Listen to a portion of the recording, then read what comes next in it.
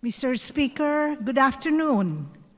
Allow me to avail of this privileged hour to invite your attention and that of my esteemed colleagues to the upcoming celebration of the Pink October Breast Cancer Awareness Month.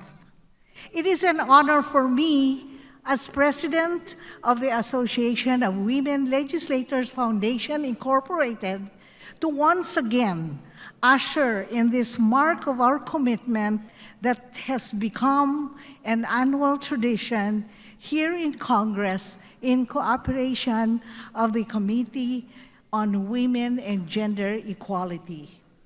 The AWLFI continues to champion breast cancer awareness because of the disturbing confluence of two factors regarding breast cancer in our country.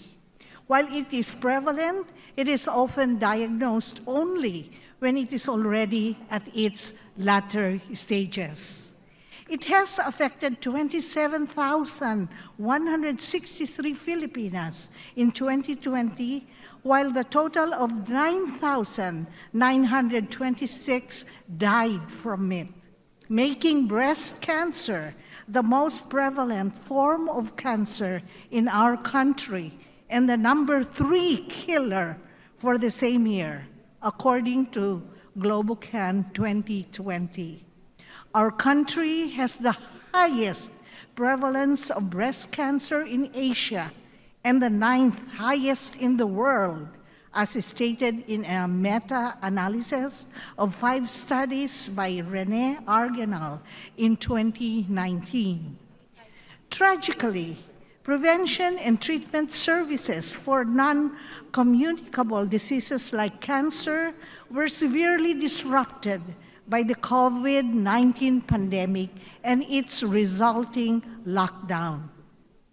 In an informal survey by the Philippine Society of Medical Oncology among their members last year, they determined that 73.91% of their patients deteriorated or died. Your Honor, Mr. Speaker, indeed, to unpack the data being presented on breast cancer is to uncover the conditions of our women. When data says the risk of breast cancer has increased from 1 in 22 to 1 in 8 over the years, we must ask, how have our women become more exponentially prone to breast cancer? Aside from the established risk factors related to women's reproductive cycle, like early age upon menstruation, late age at first full-term pregnancy, number of children she has, weight, and genetic predisposition, there is indication that women who work the graveyard shift may face up to 60% higher risk of breast cancer compared to those who never work at night. Apparently, nighttime sleep deprivation or exposure to light at night somehow interrupts melatonin production. It stimulates the ovaries to release additional estrogen, which is a known hormonal promoter of breast cancer. This was indicated in a study by the US-based Fred Hutchinson Cancer Research Center, as cited in www.pinoyinaction.com on February 12, 2010.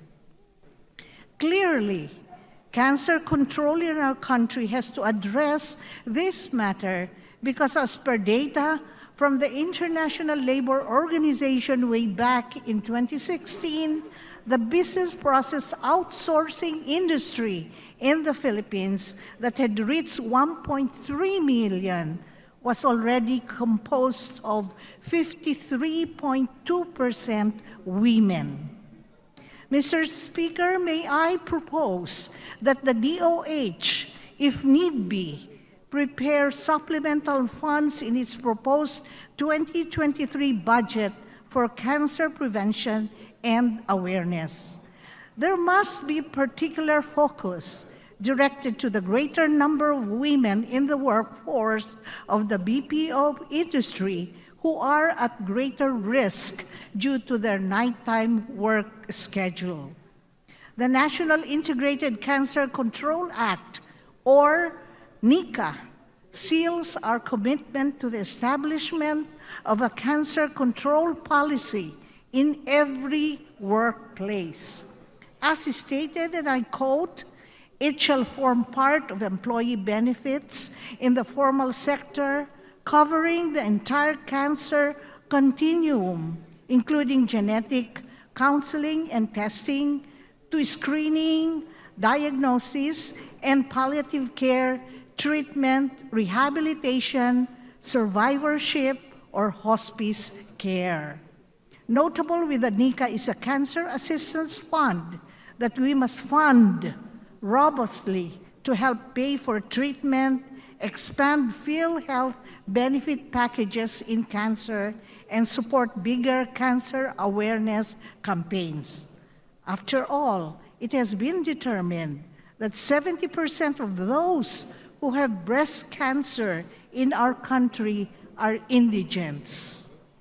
Before the pandemic, I myself have experienced sponsoring free medical missions for breast and cervical examinations, as well as buccal surgery with our partner surgical teams from St. Luke's Foundation and my own local club, Suroptimist International of May Kawayan.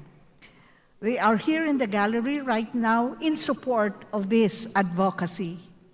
Sadly, in our communities, we would see patients with unignored symptoms who were apprehensive of burdening their loved ones and therefore they first tried out alternative medicine alone, which then caused further delay in getting cancer treatment.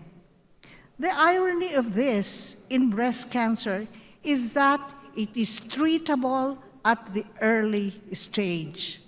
May I also point out that while rare, breast cancer also affects men. Yes, it happens because men have breast tissue too.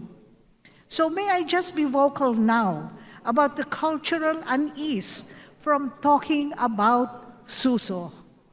Shame and fear delay treatment and compound the myth or misunderstanding that breast cancer examination is needed only if a lump or pain is felt.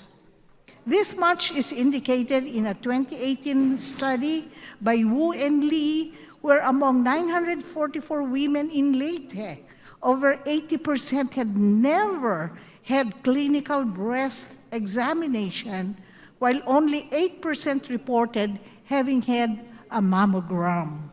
In both cases, these services were sought not for screening purposes, but for diagnosis because apparently the women were already feeling some symptoms. To reiterate, let me emphasize two words: routine screening and screening. A population-based screening program is an effective cost and lifesaver.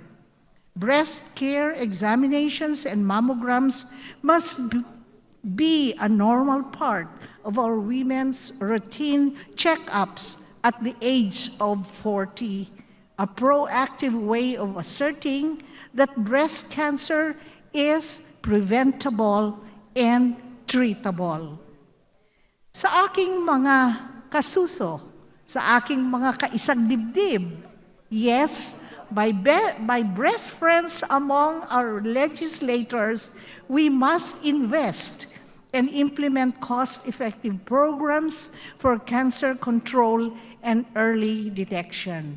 Let us make sure that our whole cancer care infrastructure gets the robust funding to reduce the disease burden on our people. Mr. Speaker, we have every reason to celebrate Pink October. With timely intervention, breast cancer need not be a death sentence. Women can and do recover to go on and live healthy and hope-filled lives. For this year's Breast Cancer Awareness Month, the AWLFI is conducting free breast and cervical screening for the mighty women workforce of these chambers. We undertook this when I was the president of AWLFI in the 17th Congress, and AWLFI shall continue advocating this timely endeavor. Furthermore, one of the AWLFI's fundraising beneficiaries before was the PGH Children's Cancer Unit. Now we are partnering with Surreptitious International of Ortigas and the Environs, which has not only been conducting these services for free to indigent cancer patients with its partner for 2 decades now, the Philippine Cancer Society Incorporated, but continues to raise funds so it can continue to expand its breast cancer advocacy to more communities. Our upcoming event shall be undertaken in cooperation with the Committee on Women and Gender Equality, the HREP GOD Focal Point, and the HREP Medical and Dental Service.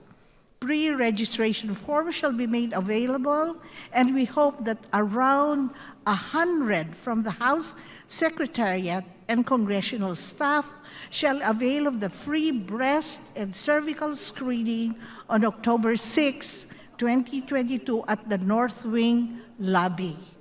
Dr. Romeo Marcaida, Program Director of the Philippine Cancer Society, shall also hold an awareness lecture on breast and cervix health. Then, after results of the screenings are determined, patients with findings may also benefit from free ultrasound and cryotherapy treatment. In closing, may I also take this opportunity to thank our AWLFI chairperson, Representative Yeda Marie Romualdez, for her inspiration and her continued commitment to the AWLFI's breast cancer advocacy. Thank you for this occasion, Mr. Speaker, to shine a light on the need to safeguard the breast cancer risk of our women in the workforce and to usher with hope the celebration of Pink October, the Breast Cancer Awareness Month in the House of Representatives. Mabuhay ang kababaihan!